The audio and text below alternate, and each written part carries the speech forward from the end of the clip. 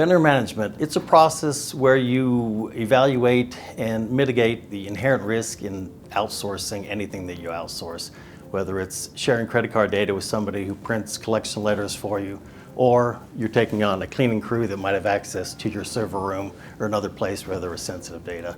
We want to identify the risk and we want to put a program in place that mitigates that to a level where it's acceptable, or we may discover through this process that we don't want to outsource that. Key elements of a vendor management program are, number one, it has to exist. There has to be a program in place. It needs to be a written program. It has to have measurable criteria associated with it. Before you take them on as a vendor, you want to do your diligence up front. Make sure that they are a trustworthy and a secure organization. Not only that, but can they demonstrate it? Don't find out after you got them in your system that they're not secure. One of the things that you want to build into your contract is a right to audit. So you've got the right to go in and look at them on an annual basis or more frequently to make sure that the compliance is in place and remains in place through your period of engagement with them.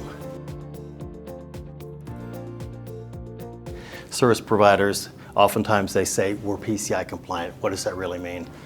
Is that around our infrastructure, or does it apply to the service that you're consuming?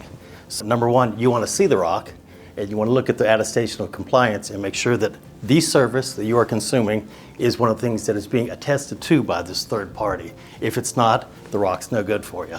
If the ROC talks about physical security and you're consuming a log correlation service that isn't compliant or isn't attested to, we've got to go in, or you've got to go in independently and test that and see if it is PCI compliant. A ROC is a great thing to have, but you have to look at the attestation of compliance, which is sort of the definition around what the scope of the compliance is. Usually along with the attestation of compliance, we'll ask for a responsibility matrix. And what it is a little more detailed document. It takes each of the requirements that are specified in the report on compliance and it addresses that as a service provider responsibility, a client responsibility, or somewhere in the middle.